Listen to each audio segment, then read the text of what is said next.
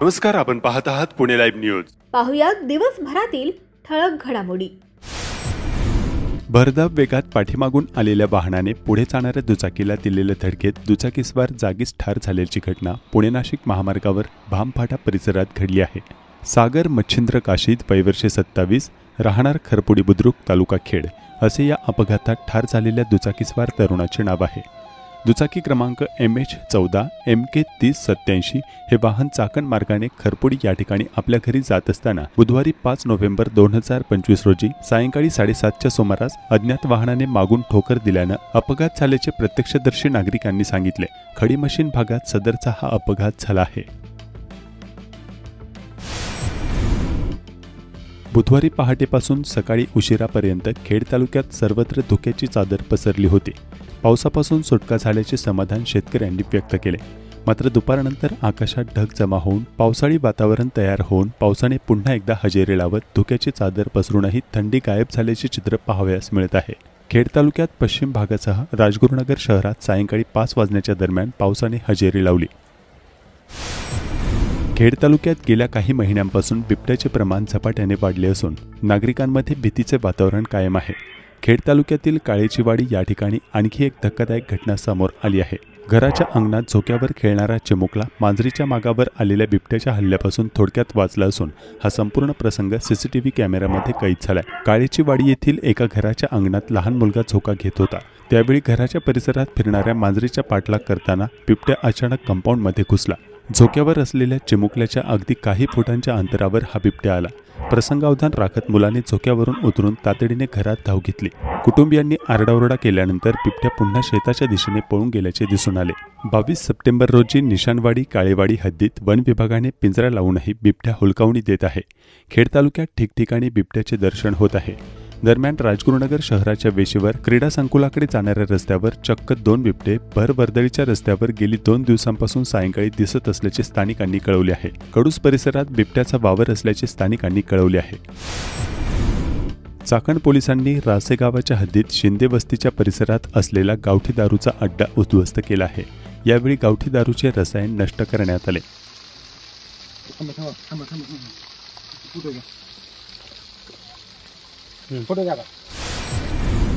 त्रिपुरारी पौर्णिमेच्या निमित्ताने राजगुरुनगर येथील श्री सिद्धेश्वर मंदिर आणि परिसरात सर्वच मंदिरांमध्ये शिवस्त्रोत आणि विविध धार्मिक कार्यक्रम व दीपोत्सव साजरा करण्यात आला. राजगुरुनगरच्या श्री विष्णू मंदिर संस्थानमध्ये आज त्रिपुरारी पौर्णिमेनिमित्त दीपोत्सव मोठ्या भक्तिपूर्ण वातावरणात साजरा करण्यात आला. राजगुरुनगर शहरातील पौराणिक सिद्धेश्वर मंदिरात कार्तिकी पौर्णिमेच्या निमित्तानं मंदिर परिसरात कार्तिक स्वामींच्या दर्शनासाठी महिलांसह भाविकांनी रात्री 10 वाजेपर्यंत रांगा लावून गर्दी केली होती. सिद्धेश्वर मंदिरात दीपोत्सवासाठी मोठी गर्दी जमा झाली होती. भीमा नदी काठावर राजगुरुनगर येथे स्मशानभूमीत कार्तिकी पौर्णिमेला कार्तिक स्वामी मंदिरात आकर्षक दीपोत्सवासह फटाक्यांची आतषबाजी करत विद्युत रोषणाई करण्यात आली होती.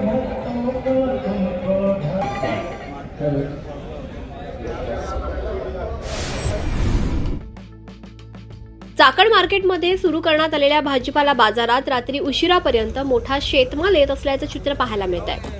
बुधवारी 5 नोव्हेंबर 2025 रोजी सायंकाळी कोथिंबीर भाजीला तब्बल प्रत्येक गड्डीला 36 रुपयांचा दर मिळाला. कोथिंबीर भाजीचे दर वाढल्यानं शेतकऱ्यांनी आता समाधान व्यक्त केलंय. चाकण काळूस रस्त्यावरून प्रवास करणं कठीण होत असल्याच्या स्थानिक नागरिकांच्या तक्रारी आहेत. अनेक ठिकाणी या भागातून जाणाऱ्या नागरिकांना स्थानिकांच्या दादागिरीचा काही ठराविक भागात अनुभव येत असल्याच्या नागरिकांच्या तक्रारी आहेत. खेड तालुक्यातील कुमारी निशिगंधा नाथाराम नाणेकर हिनं CA परीक्षेत घवघवीत यश संपादन केलंय. तिचे वडील राजगुरुनगर सहकारी बँकेत व्यवस्थापक आहेत. या यशाबद्दल सर्व स्तरातून तिचं कौतुक होत आहे. खेड तालुक्यातील अग्रगण्य साईबाबा ग्रामीण पतसंस्थेच्या चेअरमनपदी देवेंद्र परदेशी यांची निवड झाली आहे.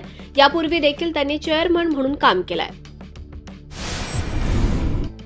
खेड तालुक्याच्या दक्षिण भागातील ठिकठिकाणच्या ओढा नाल्यातून पिंपरी चिंचवड महापालिकेच्या हद्दीतून विना प्रक्रिया रसायन मिश्रित सांडपाणी सोडल्यानं इंद्रायणी नदी विषवाहिनी झाली आहे. स्थानिक ग्रामस्थांचं आरोग्य आता धोक्यात आलंय. इंद्रायणी लगतच्या अनेक गावात डासांचाही उपद्रव वाढलाय.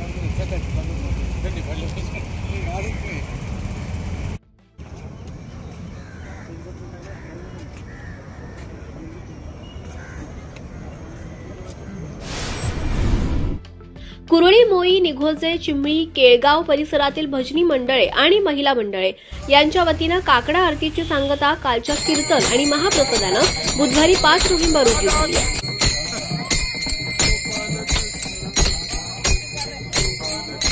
समाप्ती होत आहे. त्या निमित्तानं रात्री देखील या ठिकाणी पापड मार्गाचं कीर्तन झालं. सकाळी काकडा आरती 5 ते 7 या वेळेस संपन्न झाली. पुणे नाशिक महामार्गावर शिरोली भागात चक्क रस्त्यावरून सांडपाणी वाहत आहे, त्यामुळे अपघातांची शक्यता आता निर्माण झाली आहे. गेले 8 दिवस गटार लाईन तुंबली असून ग्रामपंचायत शिरोली याकडे दुर्लक्ष करत असल्याचा आरोप स्थानिकांनी केलाय. पुणे नाशिक रस्त्यावर हे सांडपाणी येत आहे, त्यामुळे शाळेतील मुलांना ये जा करतानाही कसरत करावी लागते. चाकणमधील दावडमाळ येथे संत सावतामाळी मंदिरात काल्याचा कार्यक्रम संपन्न झाला. यावेळी ग्रामस्थ, महिला आणि इतर मान्यवरही उपस्थित होते.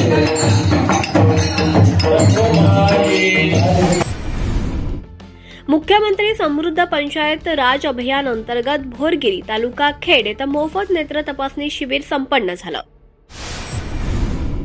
राज्यातील स्थानिक स्वराज्य संस्थांच्या निवडणुकांची घोषणा होताच निवडणूक आचारसंहिता लागू झाली आहे. याच पार्श्वभूमीवर पुणे जिल्ह्यातील उत्तर भागातून राष्ट्रवादी काँग्रेस शरद पवार गटला मोठा धक्का बसलाय.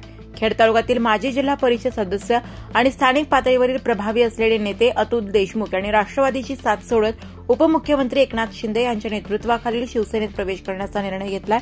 या पक्षप्रवेशाचा भव्य सोहळा गुरुवारी 6 नोव्हेंबर 2025 रोजी चाकण येथे आयोजित करण्यात आला असून उपमुख्यमंत्री एकनाथ शिंदे, शिवसेनेचे आमदार तसेच जिल्ह्यातील वरिष्ठ पदाधिकारी उपस्थित राहणार आहेत. देशमुखांच्या या निर्णयामुळे उत्तर पुण्यातील राजकीय गणिते बदलण्याची चिन्हे आहेत. उपमुख्यमंत्री शिंदे यांच्या हस्ते चाकणमध्ये नितीन गोरे यांच्या माध्यमातून शिवसेना जनसंपर्क कार्यालयाचा भव्य उद्घाटन सोहळा आणि दिवंगत श्रीमती शांताबाई गोरे यांच्या स्मरणार्थ माजी उपनगराध्यक्ष राजेंद्र गोरे यांच्या पुढाकाराने उभारण्यात आलेल्या हेल्थ सिटी प्रगत आरोग्य सेवा रुग्णालयाचे उद्घाटन होणार आहे. त्यानंतर होणाऱ्या मेळाव्यात अतुल देशमुख यांचा शिवसेना पक्षप्रवेश होणार आहे. स्थानिक विकास कामे आणि तरुणांचे संघटन आणि सामाजिक संपर्क यामुळे अतुल देशमुख यांच्या पक्षप्रवेशाला महत्त्व आले आहे. सुमारे 1 वर्षापूर्वीच त्यांनी राष्ट्रवादी काँग्रेसमध्ये प्रवेश केला होता. मात्र गेल्या काही महिन्यांपासून त्यांच्याकडून पक्ष बदलाचे संकेत मिळत होते. अखेर शरद पवार गटाला त्यांनी रामराम ठोकलाय. त्यांच्यासोबत चाकण, राजगुरुनगर, आळंदी परिसरातील नगरसेवक, पंचायत समिती सदस्य आणि असंख्य कार्यकर्तेही शिंदे गटात सामील होणार असल्याची माहिती आहे. यामुळे उत्तर पुण्यातील शिवसेना शिंदे गट अधिक बळकट होणार असून राष्ट्रवादी शरद पवार गटाला निवडणुकीपूर्वीच मोठे खिंडार पडले आहे. देशमुख यांच्या पक्षप्रवेशासाठी चाकण येथील भाग्यश्री मंगल कार्यालयात भव्य मेळाव्याचे आयोजन करण्यात आले आहे. या कार्यक्रमात आगामी स्थानिक स्वराज्य निवडणुकांसाठी खेड तालुक्यातील रणनीती आणि इच्छुक उमेदवारांची प्राथमिक यादी जाहीर होण्याची शक्यता आहे. तालुक्यातील राजकीय वातावरण या कार्यक्रमामुळे तापले आहे. जय शिवराय. अतिशय आनंदाची गोष्ट आहे की खेड आळंदी विधानसभा मतदारसंघामध्ये माननीय शिवसेना नेते पक्षप्रमुख एकनाथजी शिंदे साहेब येत आहेत. मी त्यांचा सहयोगी सदस्य विधानसभेमध्ये त्याचा सहकार्य आहे आणि शिवसेनेचं काम आणि सर्वसामान्य नाळ पाहता आज या खेड आळंदी विधानसभा मतदारसंघामध्ये जिथे स्वर्गीय सुरेश भाऊ गोरे यांनी नेतृत्व केलं, त्या नेतृत्व व्यवस्थेच्या असलेल्या शिवसेना पक्षाची वाढ होण्यासाठी किंबहुना उद्याच्या असलेल्या नगरपंचायत आणि जिल्हा परिषदेच्या निवडणुकीच्या तोंडावर आपल्या सर्वांना कल्पना आहे की ज्या व्यक्तिमत्वाने अनेक वर्ष या मतदारसंघामध्ये आपल्या स्वतःच्या कर्तृत्वाचा ठसा उमटवलेला आहे, ज्यांचं समाजामध्ये एक वेगळं इम्प्रेशन आहे, ते आदरणीय उद्योजक श्री अतुलजी देशमुख साहेबांचा प्रवेश दिनांक 6/11/2025 सकाळी ठीक 10 वाजता आपला भाग्यलक्ष्मी हे जे महामार्गावरचं नाशिकपर्यंत चाकणच्या लगतचं आंबेठाच्या जवळचं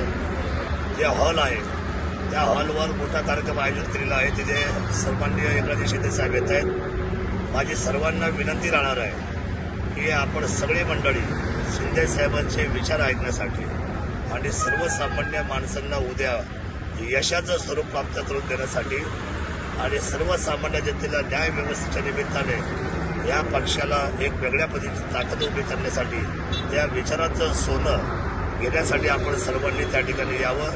ही सगळी आमची जी टीम आहे, ज्याच्यामध्ये जिल्हा प्रमुख सर्वश्री भगवान शेठ पोखरकर असतील, आमचे आदरणीय सन्माननीय नितीनजी गोरे साहेब म्हणजे जे स्वर्गीय आदरणीय आमच्या सुरेश भाऊजी बंधू आहेत, जे शिवसेनेमध्ये त्यांच्या पाठोपाठ पावला काम करतात हे गोरे परिवार. त्यानंतर आमचे महेशजी शिवकरे आहे, आमचे सन्मान्य निलेशजी पवार आहेत, त्यानंतर सन्मान्य प्रकाशजी वाडेकर आहेत. ही जी संपूर्ण आमची जी शिवसेनेची टीम आहे ही सर्व खेड आळंदी विधानसभा मतदारसंघातील सर्व शिवसैनिक, सर्व पदाधिकारी, त्याच्यामध्ये युवा असेल, महिला असेल, फादर बॉडी असेल, ही सगळी मंडळी उद्या याच्या प्रवेशाच्या निमित्ताने ते स्वागतासाठी अतुल भाऊंच्या या ठिकाणी उपस्थित राहून सर्व नियोजन करतायत. नियोजनाची सर्व तयारी झालेली आहे. आता उद्याची आम्ही सगळे मंडळी वाट पाहतोय.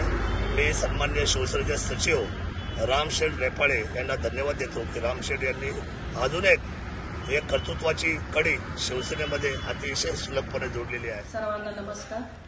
मी श्रीमती मनीषा सुरेश भाऊ गोरे आपणास निमंत्रित करू इच्छिते की उद्या आपल्या महाराष्ट्र राज्याचे उपमुख्यमंत्री व नगरविकास मंत्री नामदार माननीय एकनाथजी शिंदे साहेब आपल्या सुरेश भाऊ गोरे यांच्या जनसंपर्क कार्यालयाला सदिच्छा भेट देण्यासाठी येत आहेत.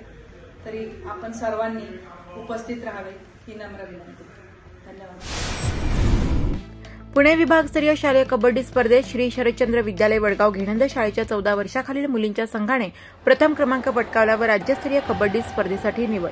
सदर विभागीय कबड्डी स्पर्धेत शरदचंद्र विद्यालय वडगाव घेणंद ही शाळा पुणे ग्रामीण संघाचा प्रतिनिधित्व करत असताना संघाचा अंतिम सामना पिंपरी चिंचवड संघासोबत झाला व अंतिम सामन्यात पुणे ग्रामीण शरदचंद्र विद्यालय संघाने पिंपरी चिंचवडच्या संघाला एकतर्फी पराभव करून विभागस्तरीय कबड्डी स्पर्धेत विजेतेपद मिळवले व कोल्हापूर या ठिकाणी होणाऱ्या राज्यस्तरीय कबड्डी स्पर्धेत प्रतिनिधित्व करण्याची संधी मिळाली. आरोग्यमंत्री प्रकाश आंबेडकर यांच्या अध्यक्षतेखाली IMA व अस्तित्व परिषद व निमा या संघटनांची बॉम्बे नर्सिंग होम सुधारणाबाबत सविस्तर मीटिंग झाली. नितेश राणे यांच्या पुढाकाराने झालेल्या मीटिंगचा हा दुसरा भाग होता.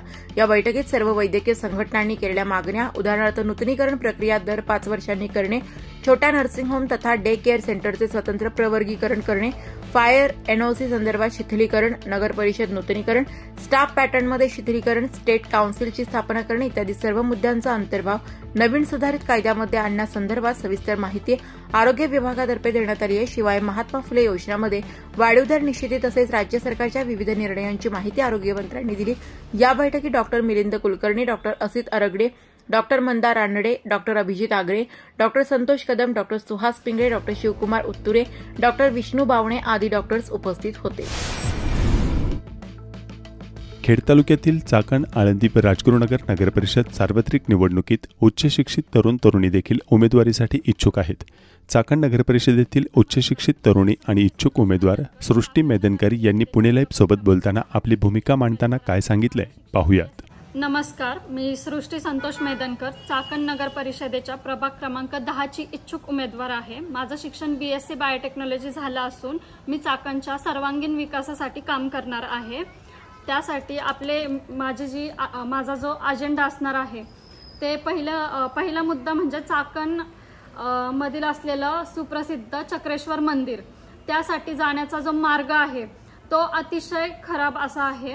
तिथं जे ओढा आहे त्याचं सांडपाणी जे जातं ते पूर्ण पावसाळ्यामध्ये रोडवरून जातं. त्यांनी जे आपली त्याच्या मागचं कारण असं की आपले जे नगर परिषद आहे त्याला प्रथमतः उच्च शिक्षित उमेदवाराची गरज आहे. कारण फक्त सहली घेणे किंवा होम मिनिस्टरचा कार्यक्रम घेणे म्हणजे उमेदवार निवडून आणणं हे होत नाही. त्यासाठी आपल्या शहराच्या समस्या काय आहेत, त्याच्यावरती आपण काम कसं केलं पाहिजे, आपण त्याच्यासाठी काय अजेंडा घेऊ शकतो, हा अजेंडा असणं पहिलं तर खूप महत्त्वाचं आहे की आपण कशा पद्धतीने काय काम करणार आहे. तर त्यासाठी प्रथमतः माझं सांडपाणी हा एक प्रश्न असणार आहे, जो की आपला प्रभाग क्रमांक 10 मधला ओढा आहे. तर तिथं खूप घाणेरडा असा वास येतो. त्यांनी जनतेला खूप त्रास. मंदिराला जाण्याचा जो मार्ग आहे तो मेदनकरवाडी फाट्यापासून खाली चालू होतो.